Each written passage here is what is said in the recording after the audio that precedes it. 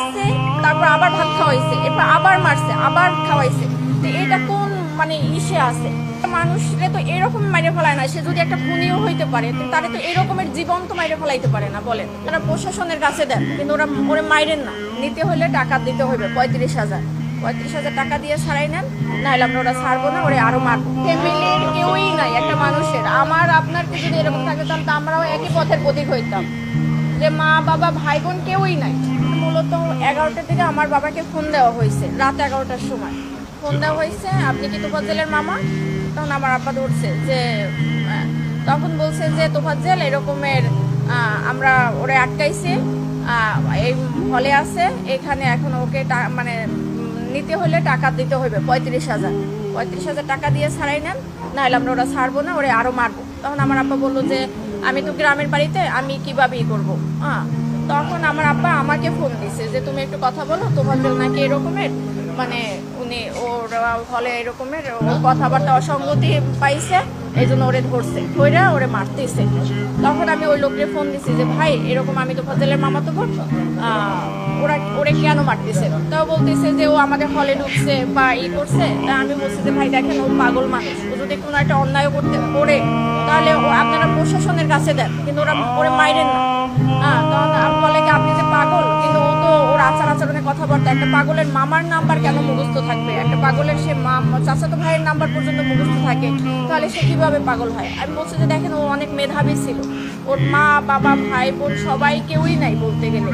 তো ও এই কারণে ওর ভাই লাস্ট গত বছর 15 রোজায় হলো লিভার ক্যান্সারে মারা গেছে।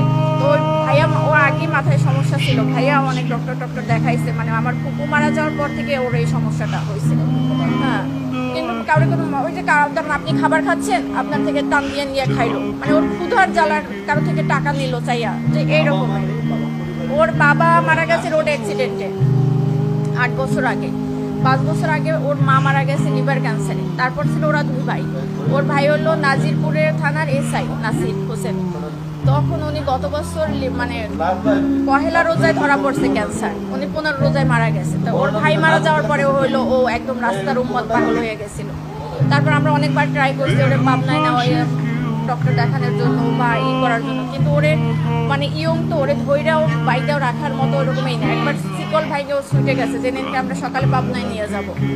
এই এখন কালকের এই অবস্থা। পরে হলো ওই লোক, আমি ফোন দিছি পর উনিও আমাকে সেম একই কথা বলছে, যে মানুষটা 4 বছর আগে থেকে পাগল, সে কিভাবে রাজনীতি করবে আর দলীয় বলতে কি? ও তো নিজের মানে পরনের কাপড়েও মাঝে মাঝে থাকতো না, তাহলে সে দলীয় করবে কি? মানুষরে তো এরকম মাইরে ফেলায় না, সে যদি একটা খুনিও হইতে পারে তারে তো এরকমের জীবন তো মাইরে ফেলাইতে পারে না বলেন।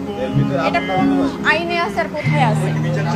অবশ্যই চাই একদম মানে সঠিক, যে মারছে তার একদম মানে সেই সর্বোচ্চ মানে আইনের সর্বোচ্চ ব্যবস্থা নিতে হবে। কারণ ওর গার্জিয়ান নাই, সেই জন্য একটা মানুষ, অসহায় মানুষরা তো এরকম মারতে পারে না, একটা কুকুরেও তো মারতে পারে না, এরকম মারতে মারিয়ে ফেলাইতে পারে না।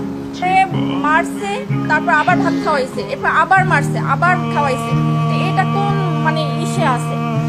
সে যদি কোনো একটা অন্যায় করতে পারে বা ওরা কথার অসঙ্গতি দেখায় তো তারা সন্দেহ করছে, তাহলে তাকে থানায় দিয়ে দিত। তারে 3-4 ঘন্টা মাইরা তারপর আবার থানায় মানে একটা হসপিটালে ভর্তি করায় নাই, তাকে হসপিটালের বাইরে রাইখা গেছে মৃত অবস্থায়। এটা কোন বিবেকে করছে বা এটা কোনো তো হইতে পারে না।